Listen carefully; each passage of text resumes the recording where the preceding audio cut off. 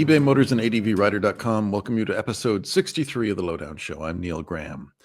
This week I speak to San Franciscan Peter Daring of Peak Design, a company that makes many moto-friendly products, including the self-proclaimed truly radical motorcycle phone mount. Peter is a devoted GS rider, and our conversation ranges from tariffs to the ins and outs of product design. But before we take the leap, a word from our sponsor. Picture this, you're halfway through a DIY motorcycle fix, tools scattered everywhere, and boom, you realize you're missing a part. Well, that's okay, because whatever it is, it's on eBay. They've got everything: brake rotors, lights, and tire exhaust systems, whatever you need. And it's guaranteed to fit, which means no more crossing your fingers hoping you ordered the right thing. All the parts you need at prices you'll love, guaranteed to fit every time. eBay, things people love. Peter, let's start with your bona fides as a motorcyclist. You did a bit of a journey on a bike at some point in your life. Can you tell me about that? Well, I guess I've done a few. The first journeying I really did was when I bought a one-way ticket to Hong Kong. I'd come out to California, moved to San Francisco. I guess you'd have to go to the thing. The first thing I bought with my bonus money, I think I got $3,500 for my first year of work, and I bought a 1992 Honda Nighthawk CB750. And I started riding that across the bridge every day, Bay Bridge, to go over to my work. And after I finished my first project, I did an unusual thing. I took a leave of absence and bought a one-way ticket to Hong Kong. And so I took 4 months of completely unplanned itinerary, if you can call it that. And I think I probably rented about 7 different motorcycles along the way throughout Southeast Asia and India and Australia and New Zealand. So I kind of had just this, young 25-year-old get on a motorcycle and go out and see the world type of attitude. And that was a pretty formative trip. I really have to look at that 4-month period of time, and that kind of really charted a course for what would be, at least so far, most of my adult life. And did it lead to your current project, which is called Peak Design? Did it play a part in that somehow? Yeah, I mean, to call Peak Design a project at this point feels a little bit off. The project that it led to was called the Capture Camera Clip. It's this clip that attaches to backpack straps that allows you to carry a camera. An SLR at the time were kind of the before they had mirrorless cameras. They're big, they're bulky, they're hard to carry around, especially if you're doing anything active, if you've got hands-free, or if you want to have a hands-free carry camera. There didn't really exist a method. Just the neck strap is what we had before. And so this invention allowed me to take my camera and lock it into my backpack strap. And particularly when motorcycling, because you're seeing all these beautiful things and you want to stop and you can't go into the back and get your camera out, right? You have to have it accessible. And on this trip to Southeast Asia, I had kind of rigged up a carabiner system so that I could loop it into my backpack. But it was swinging around. And literally, like, a camera swinging around on the motorcycle was the thing where on these long motorcycle trips, I think, well, geez, that'd be nice if that were fixed in place. Well, geez, that'd be nice if it actually was the tripod plate that was the thing that allowed it to connect somehow to my backpack strap. So the idea for this invention called Capture was created on a motorcycle. And it would be many, many years later of Peak Design's kind of development and journey into a bona fide company and first photography accessory company that would lead into this world of motorcycles. So it's kind of like uniting my passion for motorcycling and photography. It came many years after the initial formation of the company. I know that having worked at a motorcycle magazine for a long time, and it was always the biggest pain in the ass to travel by motorcycle and have to photograph, because invariably you'd get your earplugs in, your helmet on, your gloves on, you're ready to go. 3/4 of a mile down the road, something beautiful. There'd be, triplets with hula hoops on the roof of a house, and you think, I need to take a photograph of this just to prove that this actually happened. And then of course, stop, earplugs, helmet, backpack, as you say. So I totally get where that came from. So that was your first sort of foray into product development, Yeah, that or was the was it? first invention. No, it was. It was. I was a construction engineer before, so doing like big projects, hospitals, university buildings. I was a civil engineer in school, and I still love construction. Like I do a lot of carpentry. And built a lot of the house that I live in now. So that is very much a passion, but invention and problem solving is like the still the heart of what I do. I've actually I just had a new baby boy. Congratulations. And you Uh, just, as you told me earlier, you just got home now from the Literally hospital. last night was the first night home from the hospital. I am supposed to be on paternity leave, but when ADV comes calling, I pick up the phone. You get your ass out of bed and you talk to us. That's right. That's right. That's what we got going on here. My wife is thoroughly confused. She thought paternity leave meant one thing, but I guess it means a different thing. No, it actually is. It is super important, and it is sacred time. In fact, I mean, you've gotten my out of office reply. I'm not paying attention to work right now. It just literally is that I love motorcycling so much, and I want Peak Design to succeed as a brand in the motorcycle space so much that like this is, the baby's sleeping right now. He's doing fine. But as it pertains to just like who I am and kind of what my vibe is I just love inventing things to solve problems. And yeah, the capture camera clip, that was the first invention. One thing that I find, we'll talk a bit more about some of the stuff you make in a second, but one thing I have to talk about is how you bring products to market. And I see that you're active on Kickstarter, and you have a product out now, or you have a product in, I don't know what the language is, in development, a tripod, Mhm. and you were seeking $100,000, and you're at 2 million. So can you? I mean, a lot of us have sort of a vague notion of what Kickstarter is. Sure. But how can you explain, Peter, how it applies to Peak Design? Well, I'll take you through a couple iterations because the way that it first applied, I think, is most kind of true to its sort of natural intention. So when I was developing this invention, right, I'm just a guy. I know nobody. I don't have any connections, any network. I don't have a company. I have an idea, and it's the capture camera clip. And Kickstarter was kind of formed really around this. This is 2011. Kickstarter had formed just in the kind of years and months prior. And what it was is a platform where it says, hey, if you've got an idea, make a little video, tell about it. And the model is if you can raise a certain amount of money, like we have a funding goal of say you're a band and you want to get a CD pressed back in the day when that was an important thing to do. It's cost $5,000. Well, you get a bunch of people to hear a sample of your music and sign up for that. And if you hit $5,000, then and only then will you go ahead and make that thing, right? From the very beginning with Kickstarter and Peak Design, I was going to invent this product no matter what. Okay, so I was already bringing it to market. I had already gone all the way into my savings. In fact, I had to get a job in restaurant work just to make ends meet. But Kickstarter came along and it gave me this platform to sell this product. And here's the deal with Kickstarter. It's a pre-order mechanism. So I show people in video form, this is what the product is going to be. This is what it's going to do. You can either trust me or not trust me, but this is what I say. I'm going to sell it for $80 eventually. If you back it now, you can get it for $50, and uh, I'll give it to you when it's done. I can't commit to precisely when it's going to be finished right now, but I will get it to you as soon as it's going to be done.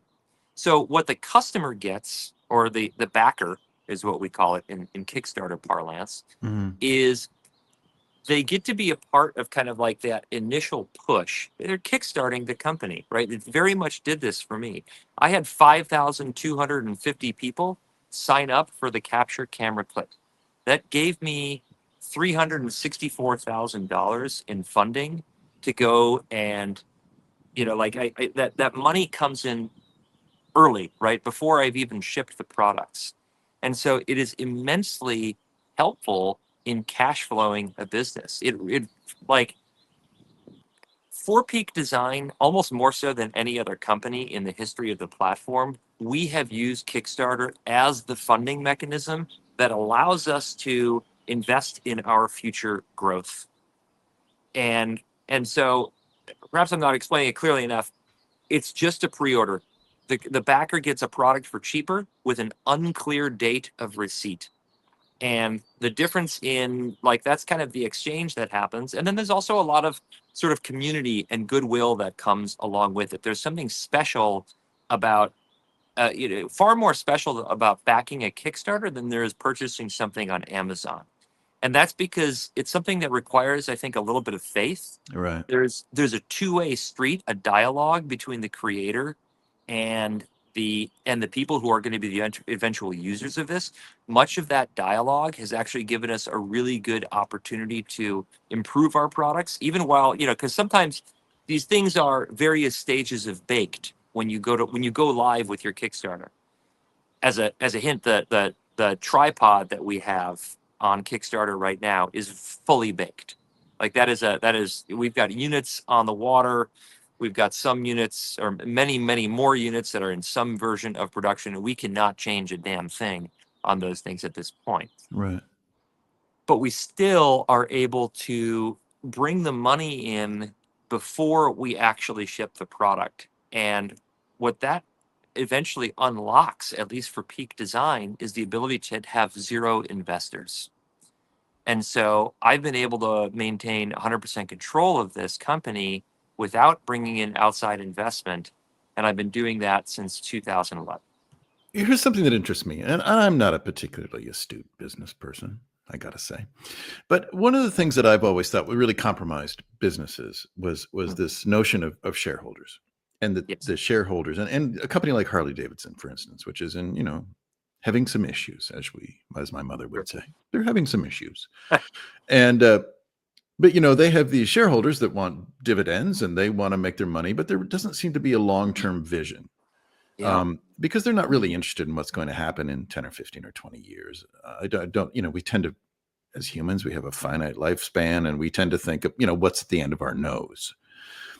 But this idea, it seems sort of almost utopian that you don't have to answer to people who want to make money off of you. Am I oversimplifying or is that what it does? You are not oversimplifying. You're getting to the core of what makes Peak Design a different kind of company and a core of what makes it really a beautiful company and a very, very happy place to work.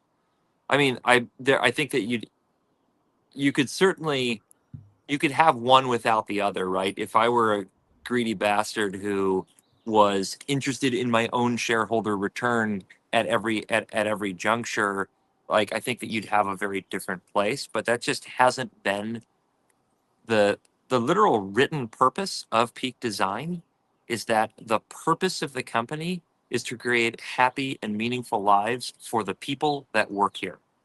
The purpose of the company is not to serve our customers. It is to serve our employees and me. Like I want a happy life. I'm counting on one. Like I too am aware of the finite lifespan that we have. I'm betting on no heaven, no hell. And so I I'd really like I want this to be the best life that I can have. That's why I started the company. And the reason why in 2016 I finally like kind of put down on paper and on the walls of our office that the purpose is for the employees to live meaningful lives. I just it's just the most honest representation of what we've got going on over here. The Lowdown Show is presented by advrider.com and supported by ebaymotors.com. And now let's talk about this tripod. I mean, everybody needs a tripod, I think, if you're going to do serious photography. And, a lot of the people listening and watching this are travelers and they need to produce materials for their websites and their Instagram and so on. Mm-hmm, mm-hmm, And you need a proper tripod. mm-hmm. So tell me about this tripod. Just give me a case study of what, let's use the tripod as an example. Sure. How did it come to be?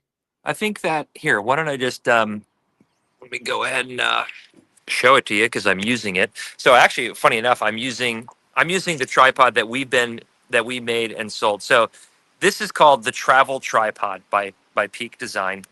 I first conceived this concept, which, and I show you this concept, is non-round tubes that would go around a triangular center column. Back on that same trip where I thought of capture, and the reason is because you have a tripod. It's something that wants to be portable, and every tripod on the market at that time had circular legs, and circles do not nest very well into other circles. And so this was kind of like the principal innovation. And then we call that sort of the tentpole feature, the reason for its existence, right? The unique selling point. And then it's like, cool, that's one thing, but then you've got to go and you got to make everything else about it, and think about every single touch point, and um, every sort of interaction. Like, what is the best way to clamp a camera onto a tripod? What is the best mechanism for articulation? What is the most compact we can get? Like, this is the fun nitty gritty of product design and engineering, and I've got a team of people in the office over there in the dog patch that just absolutely loves this shit. It's so fun to optimize, and like, we have a stated, I told you the purpose of the company. We also have a mission statement which has 6 points, and point number one is make the best thing. So if Peak Design is going to endeavor to make a tripod, we need to be super objective about understanding what would it be that makes the very best of its kind. And tough to be objective because that obviously is, uh, people can have different opinions about what makes things the best. But in the world of tripods, again, I'd argue that we're going for portability, but you're also going for stability, and you're also going for kind of the features and functions that make this thing have extra utility. It's kind of a tough, well, frequently it's a tough equation that goes into determining what is the very best of a thing. But I think that, for the better part of 15 years now, 14 years since we've been selling products, each category that Peak Design exists in, I think that you'd find a very credible argument that we make the very best of its kind. I'm really fascinated by industrial design. A good friend of mine, who's the well-known motorcycle pundit, Michael Ullerick, is an industrial designer, and the thing that fascinates me about industrial design, of course, is it's everything we use, everything we touch, everything in the background behind me, and it's so ubiquitous that we don't even think that somebody designed that door latch. Yeah. And it's everywhere. And yet I'm often struck by, you'll buy something and you use it twice and you think, why did they do that? Because this little thing interferes with that thing. Or the locking mechanism on my Manfrotto tripod, hits the leg or it pops off that spring. And it doesn't take very long to to start thinking, okay, well, why did they do that? Is it a money issue? Did they not test it enough? And I don't want you to get hyperbolic about your own products, but just generally as someone who makes things, how do you confront these issues? Because I'm sure you've bought things, power tools or anything in your previous life. Oh my God. And you think, what the hell are they doing? How do Absolutely. you deal with that as a maker of things now? Well, there is no perfect product out there. And so, yes, we confront them. I'd say that the way that I think we do a better job at solving more of these issues than most companies is we take our freaking time. This tripod that is on right now, this was a 3.5 year development. The Pro tripod is a 4 year development. The roller bag that we just came out with, a 4 year development. The outdoor backpacks, 3.5 year development. So we keep putting in another year or two than other companies are willing to put into their product development. And that's how we end up going back. Like, frankly, we make a product and it's got those gotchas that you're talking about, that little bit of interference or that touch point that isn't quite how you'd want it, or this trade-off or that one. And the difference with Peak Design is that we take the time to go back and to fix it. and to get better and better and better and just really keep driving toward the best. And you've got to be really careful there because, again, there is no perfect product. And if you try to drive it to 100%, then you're going to end up never launching a product, never getting anything out there. So it is a really, really, it's a tightrope to walk between the right amount of focus on problem solving and getting something to market. And I tell you what, as I can tell you by our, it's so funny. It all comes back to money in some ways. We are right on the hairy edge of the right amount of re-engineering and thought and time and effort that goes into something and having a successful company. Now, I'm very proud to say that Peak Design has been profitable every year in our history, except for last year. We lost 1%, or we had negative 1% profit. And it really, like, it cut me to my core because fundamentally we're a business, right? Like, that is our measure of success. And this year, if all goes how we're hoping it will go, we'll make 6% profit.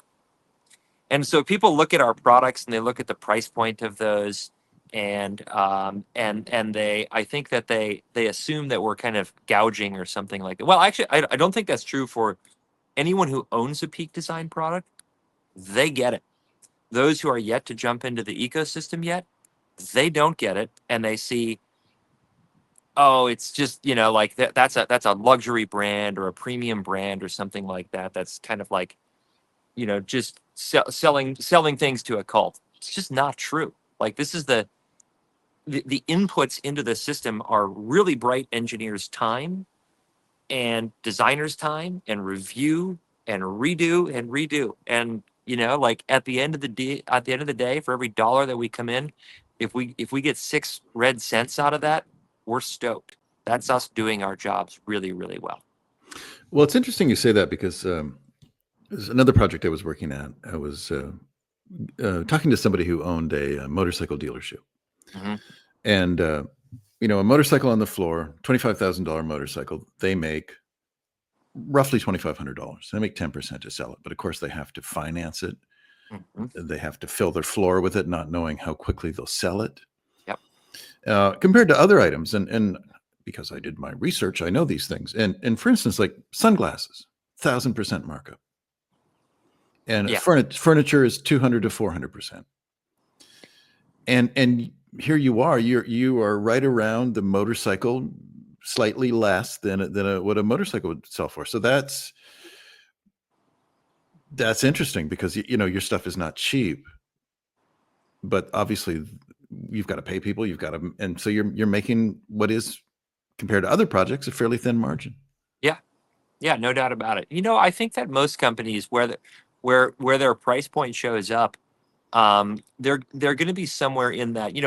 I would love to be running a 12% margin company. I don't know that we'll get back there. I mean, it used to be back in the day, like when I first Oh, now you launched. sound like an old guy. Back in the day, you mean like the Yeah. mid 40s? Is that what you're talking about? No, I'm talking about 2011. You know how much shit has changed? Go look back at the first product I ever launched. The thing looks like a DeLorean or something like that. I mean, it looks like it's from another era. It's kind of hilarious. And it was touted as being this like wonderful. Was it like a beautiful- fanny pack with gull wing zippered? No, I mean it was just these two plates, but it had all these hard edges. It was like at the, really, I think a lot of it, so much product design has advanced, and I'm going to say this due to Apple and their utilization of the CNC machine, and specifically CNC machined aluminum. I mean, of course, they didn't invent CNC machining or aluminum or anything like that, but they created it at such a mass scale that it all of a sudden became affordable to take aluminum billets and start forming them into these usable products. And that's a lot of what Peak Design has, of course, been doing over the years. Aluminum is a huge component of what it is we use here. But the okay, I was talking about back in the day. Yeah, my margins used to be 29%. Like in the first year, I profited 29%, and then I think it was the next year like 28%, and then it was like 25. And it's funny, as the scale of the company has grown, the amount of profit per dollar that we bring in, it just goes down, down, down, down, down. And I've really like I've learned why this is, and it's of course it's multifactorial. Number one, we're in far more markets now that have more competition, and Mm. so when I invented the capture camera clip, I was the only one selling it. I had the patent on it, still do have the patent on it, and that thing produces a great margin. But if I want to go be competitive and have the very best tripod in the world, there are many, many people that have also been trying to make the best tripod in the world for quite some time. And yes, we can achieve innovation, but we're still beholden to the same sets of manufacturing processes and things like this, and kind of global supply chain and necessary margins for distributors and retailers and all that. Like, it all ladders up to what is challenging about the business world. And there's no company that's out there selling tripods that's like probably making an absolute killing on these things. Um, and same thing with motorcycles, right? That's why companies like Ford and GM and Harley Davidson, right? They like, these are not hyper growth companies. They don't have crazy ass stock valuations because they play in the world of physical goods where it's impossible to scale things in such a way. And we're in that world too. So if we can knock out 12% margin at the end of the year, that means we are just absolutely hitting our marks operationally, design wise, hitting schedules, picking the right products, applying the right marketing. Like, it's just, I don't know, it's kind of funny to me, having started out in this world where it was just me and I was making 30% profit. What the hell? Shouldn't it be easier? It's not. Let's take a short break for a few words from our sponsor. Picture this: you're in the garage, your favorite room in the house, and you're tuning up your engine with parts that you found on eBay. Every piece is just locking perfectly into place. You step back to admire your work, hands covered in grease. And because you're committed to riding that thing farther than the odometer can even handle, you start thinking to yourself, you know what? I could probably also use some new brakes, maybe a shock. This baby deserves a new air filter. So you head straight back to eBay. You can find any part you need there. It's unreal. From headlights to air filters to exhaust systems, all the way to those carbon fiber rims you've had in your mind. eBay is the stocked garage of your dreams. And you've got eBay Guaranteed Fit. Because eBay knows DIY fixes can be major and mods are always intense. So you need to know those parts are guaranteed to fit every time before you dive in. Wrench first. And on the off chance you order a part and it doesn't fit, send it back. Simple as that. You know what you love more than your bike itself, and that is, of course, riding it. You're serious when it comes to engine maintenance and locked in when you're headed into a build. And that's exactly why you start with eBay: minor fix or complete overhaul. You want to get your ride back on the road. And you've got eBay Guaranteed Fit. So eBay created My Garage, where all you have to do is add your ride's info to get the exact parts that fit. When you see that green check, you're a click away from that part clicking perfectly into place. Well, now that you know all of this, just imagine standing at that open garage door, looking at the bike you love more than anything, knowing that anything is possible, whether it's keeping it on the road forever or turning it into something that's never been on the road before. Because with eBay, your garage just got a whole lot bigger. Get all the parts you need at prices you'll love, guaranteed to fit every time. eBay, things people love. Now back to my conversation with Peter Daring. The Lowdown Show is presented by advrider.com and supported by ebaymotors.com. Mr. Trump has made a lot of noise about tariffs since his election. What is that going to do to you? And further to that point, and this is just a general manufacturing question, would it be possible to make the things that you do in America? What's this about tariffs? I haven't heard about. I'm just kidding. That's because you've been out fathering children and you haven't been paying attention. Holy shit! What happened? Do we have to have do we have to have that conversation? Look, there's absolutely no. All right. So first off, Peak Design makes a lot of different products. We make over 400 products right now, and most of that, well, about 60% of that is bags and backpacks and technical sewing. Okay, and like football field-sized factories, which are, I will say, fair trade certified, which we can talk more about that later. But we're doing the right thing vis-a-vis all the labor that is over there. This just does not exist in the United States, and it's not going to exist. Those people make a living wage, a good wage that supports family growth over there for, depending on what country you go to. In Vietnam, I think average labor rate is something like $2.80 an hour. We pay about 75 cents per hour additional as part of our fair trade certification. But this is the order that it's on. Not to mention that there are just legions of highly skilled technical sewers. I mean, could you retrain that in the United States? Sure, but this is not. Your backpacks are going to cost $1,000. It's just not even. It's just not even close. I mean, again, you consider the fact that in California here it's $20 an hour. Over there, it's roughly $2 an hour. Okay, so that booms my labor costs just for the cut and sew by 1,000%. Then you got to think, well, where are you getting all those materials, right? I've got the mills in Korea and China, which have been, investing in mills for the last 40 years, right? This is not like, hey, let's build a fabric mill over in Oxnard, California. It's just absolutely insane. The converters, you need dyeing houses, you need drying houses.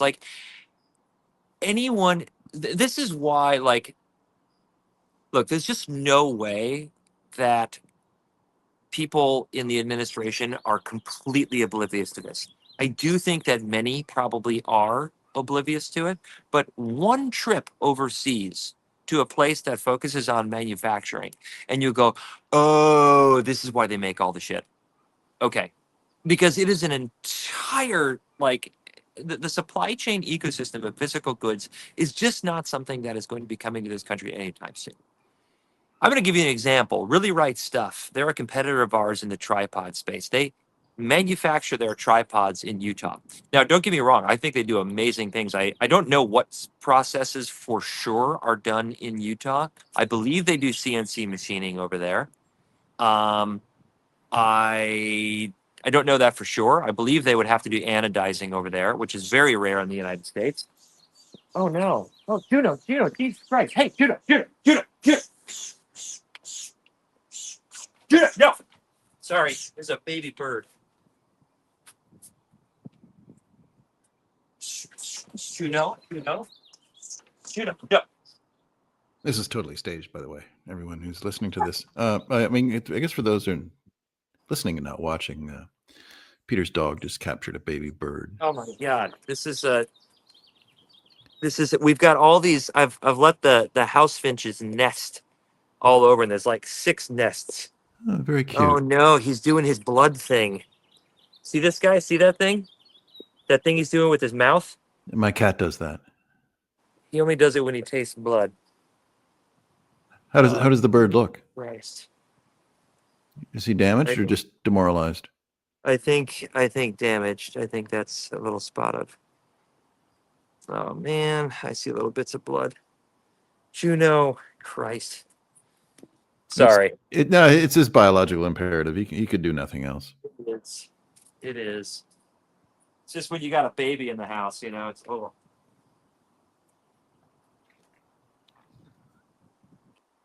I should probably edit this out, but maybe I'll just let it play. Yep. So Peter's gone. I'll narrate this. Peter's gone to figure out what to do with not a dead bird, but a damaged bird. Well, that added some excitement. Not good for the bird, but it did. He's over there. I think he's doing okay. We'll check in on him later. Anyway, we were talking tariffs. Oh, we were talking Really Right Stuff. They make a $1,400 tripod right now. And it is a beautiful tripod, really well engineered. I'm very impressed by Really Right Stuff. We really admire that company and what they do.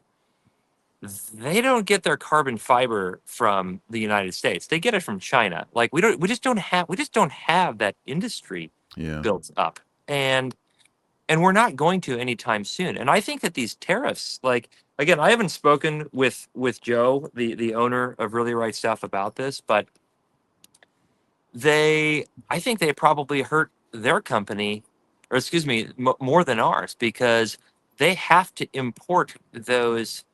Um, they have to import that carbon fiber from China, and they're paying tariffs on that material cost as well. So I think that this is all just a bunch of bullshit that I think is used for sure. It's art of the deal stuff. He's talked about it countless times. Yeah. I don't know how artistic it is. I guess that's in the eye of the beholder. And it's just not realistic that Peak Design is going to be making stuff in America at any point in the near future. I want to talk to you about one of your products, a motorcycle mount that in understated language you call truly radical. That's a direct quote. Can you explain to me, take us through, because this most of us have, well, everybody watching this is a motorcyclist, I presume. Mm-hmm. And we got to carry a phone. Everybody has a phone. You can't go anywhere without it. The only time I went somewhere recently without my phone, my Jeep Cherokee died, and I had a 3-mile walk home. So dare I say, I take my phone with me now. Uh-huh. But take me through the development of this product. It went, again, a ubiquitous thing, a carrier for a motorcycle. How do you approach it, and how do you try to make it better? Okay. Well, I'll start with, I used to be a user of Quad Lock, early days of Quad Lock. I loved its functionality because I'm also a cyclist. So I ride road bikes, I ride mountain bikes, I ride a motorcycle. That's how I get around the city of San Francisco. Always have. And Quad Lock made a great invention, a way to mount a phone to a bike and a motorcycle. It was cool. But it had a 7.5 millimeter stack off the back of it back in the day. Okay, so it had this big bulb on the back. And I was like, well, that thing has got to go. That's not very pretty. Another thing that happened was in roughly 2016, magnetic mounts to cars. There was a product called Steely that eventually a company called Night Eyes bought, and it was a really clever way of mounting a phone. You'd put a little metal plate on the back of your phone, and then that would attach to a ball that would sit on your car. So I liked that magnetic mount. I liked the Quad Lock. They're very different though, right? And so right around that time, also 2016, iPhone releases the iPhone 10, the X version, and it's got portrait mode. Portrait mode is a new type of photography or camera that allows the background to be blurred. And the blurring of that background is like, for my money as a photographer, that's what always set excellent photos apart, was the ability to create bokeh in the background. And like, oh shit, they're doing it via software. So in my mind, I've got this, at this point, 5-year-old camera accessory brand. Phones just made a giant leap forward in the quality of photograph they can take. And I'm like, okay, these things are going to become the most important cameras in the world by a long shot. We need to be making accessories for those. So that necessitated making phone cases. Now, for me as a motorcyclist and as a cyclist, the most important feature of that of that case was that its ability to connect to these things that I love doing, because I use navigation, I love music when I'm riding and things like this. So it was kind of this merging of the emergence of excellent phone cameras with my own personal needs, combined with this like innate sense that a magnetic mount is the best for many applications, but a mechanical mount is going to be necessary for motorcycling and cycling. And how do you elegantly marry those two things is what really drove the functional design of what we now call SlimLink, something that is truly radical, if I do say so myself. And what about it? So how did you? I understand what you're saying, because the Quad Lock has a positive mount. Yep. And then magnetic is great, but of course motorcycles and bicycles, you hit a pothole and away it goes, right? Sure. I mean, Yep. or else you'd have to have a magnet the size of an anvil. Correct. So how do you, can you? I mean, I know this. Yeah, here. I'm gonna go ahead and make sure. Hopefully this doesn't. I'm gonna easier if I show you a few things here because I have my case. You just so happen to have one. I just so happen to have one, and my mount still just happens to work. You still got me and everything? Okay. I got you. Yep. Okay. So the anatomy here is important.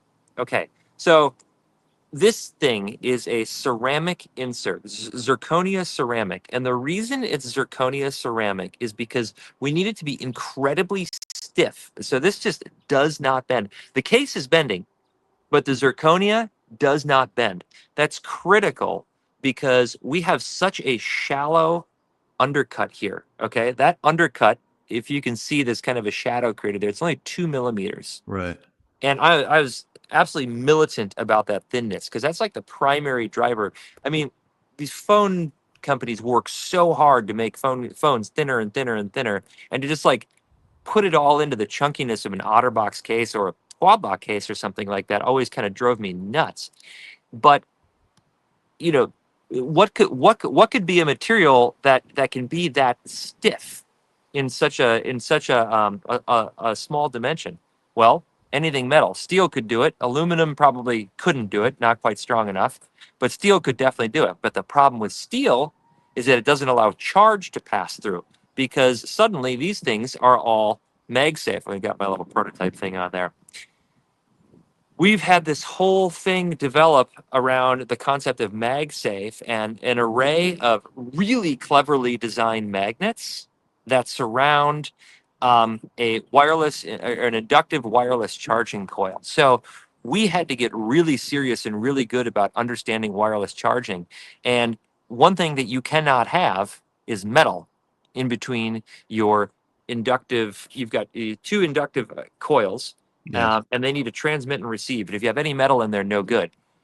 Ceramic, not affected, a total non-conductor, and so this has no effect on charging whatsoever. So that's why we have to have this $3 part. You realize this part costs $3. Most phone cases cost about $2 to make total, and for us, it's just one. One part is $3. Like this is the perennial problem with Peak Design. Our products cost so damn much to make relative to the competition. Right. So I will say what was really interesting is we came out with this thing in 2020. We'd been working on it since 2016. We had an array of magnets in the corners of this thing, and right before we were about to hit launch on our Kickstarter, we caught wind that Apple was going to put magnets in the back of their phone and that they were developing this thing called MagSafe. So that was a tremendous curveball. Had to go completely back to the drawing board and redesign our magnets to be basically compliant with MagSafe. That's been an enormously difficult journey, and you can imagine all the different phone models that there are out there, right? Every year, Apple is releasing a bunch of new phone models. They don't give you the CAD beforehand. You have to go basically acquire it on the black market, which is a really creepy thing to do, especially when you sink, tens or hundreds of thousands of dollars into tooling to try to make phone cases that come out on day one, the same day that the Apple releases. Plus, you got Samsung and you got Google Pixel in there as well. The phone case business is not for the faint of heart, especially the premium phone case business. So how does it physically mount there? So What do you have? what's funny is I can't. Let me think. Where's my closest physical mount? Basically, it's got two claws that actually are derived from this tripod interaction. In fact, it'll be easier shown on this tripod. Basically, you have two of these mechanisms here, Oh, I see. and so on. I can show you what happens here is that it gets pushed down. Oh, excuse me, and then it kind of goes over.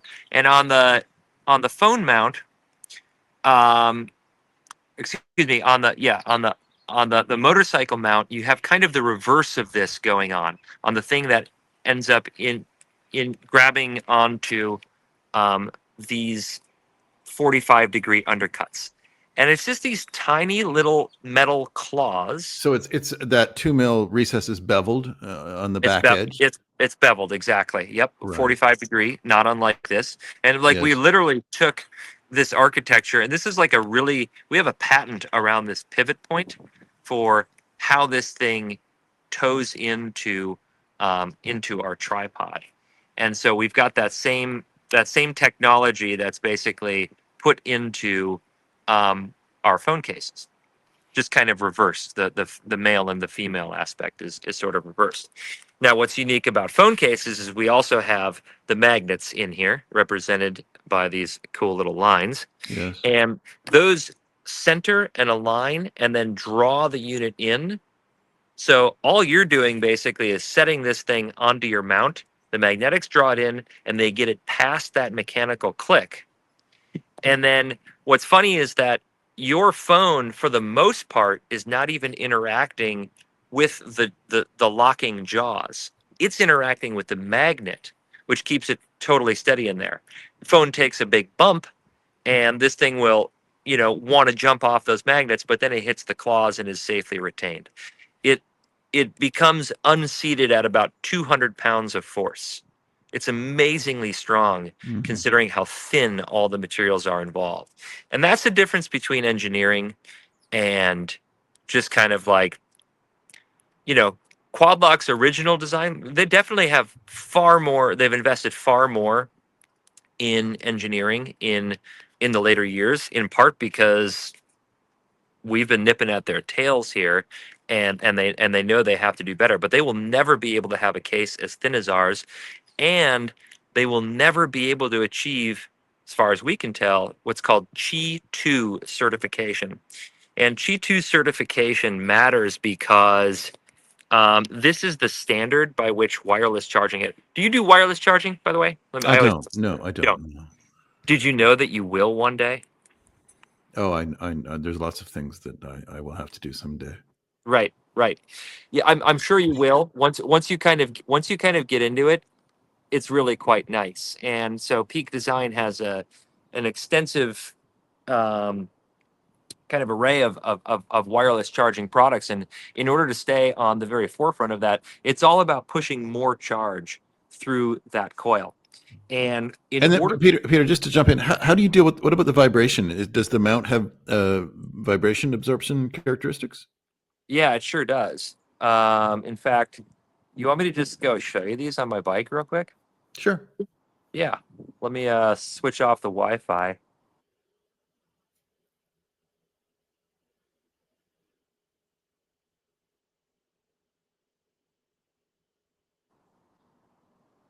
We're on cell now. You still got me? Yep. Great. Gotcha. Let's go take a trip.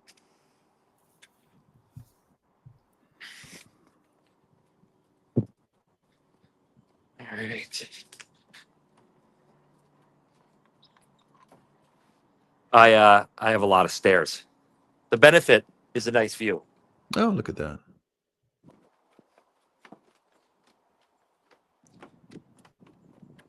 53 stairs up to my front door. Who needs the Stairmaster? Just groceries would suffice as a Just CrossFit groceries. workout. That's right. That's right. Okay. Here we've got the wireless charger installed on my 1200 GS, 2016 GS. And you asked about vibe dampening. So if you see this guy, it's built Mm, in internally. So this is what protects your cameras. Cameras are the thing, specifically the optical image stabilization, that is yes. subject to damage by engine vibration. So that's handled there. The entire wireless charging apparatus fits within the thickness of this guy right here, which is incredibly compact. The other thing that we've done on our latest mount here is we've included a ball head, which just gives a nice 20 degrees of additional kind of fixed friction. You can tune it if you need to over time, but I've never had to touch this thing myself. So this is kind of the unit. It's got it. Well, this is the bar mount. We make several. Of course, we make a stem mount. We make a clutch mount that does great for Harleys. Um, And then we make a scooter mount as well, actually. Or we make just a ball mount. You can just get a RAM adapter or any kind of either 20 millimeter or 1-inch ball adapter. And so this is the unit. It's really clean. And then obviously my phone is filming right now, but the assembly is just that. And that's it. You just put it on there. And then to remove, you just and then the yank it off? disassembly is you push. Nope, you push this button as you reach Oh, for I your see. phone. You can see I push the button on this side, or there's a button on that side, same button on that side, and it removes both of those claws, and then it just lifts off. So right now, it's, it's not going anywhere. Like I said, it's about 200 pounds of force is where this thing is going to break. Trying to peel it, just can't get it off. And then you just push the button and comes right off. You just got to break the magnet strength. So that's it. Pretty damn simple, right? Nice. How much is it? I guess you have many iterations, correct? We do have a few. I think the one you're looking at right there is $160. I think it costs us about 37 to make, and it's it's an exceptional product. It's definitely, I guess you're asking the owner of the company, but it's definitely the best product in its space. Really, really premium materials. And that's the other thing, is that we were just kind of getting into the charging aspect. Ours charges at 15 watts. The competitors only charge at 7.5 watts. That's because they're not G2 certified. That's because their cases are too thick. And they're never going to be able to be G2 certified, near as I can tell. Peak Design's next version of this, when Qi gets updated to Qi 2.2, is going to be 25 watts charging. Why does this matter? Why do you need all that wattage? If you've been riding, excuse me, I'm out of breath from, the stairs. If you're riding with navigation and full brightness on your display, 7.5 watts of charging maybe will keep you level. Probably you're going to have a slow drain on your battery. You basically need that extra wattage to be able to just run the programs that you want to run while you're using your motorcycle. In closing, words from eBay Motors. Picture this: you're halfway through a DIY motorcycle fix, tools scattered everywhere, and boom, you realize you're missing a part. Well, that's okay, because whatever it is, it's on eBay. They've got everything: brake rotors, lights, and tire exhaust systems, whatever you need. And it's guaranteed to fit, which means no more crossing your fingers and hoping you order the right thing. All the parts you need at prices you'll love, guaranteed to fit every time. eBay, things people love. Thank you for listening to The Lowdown Show.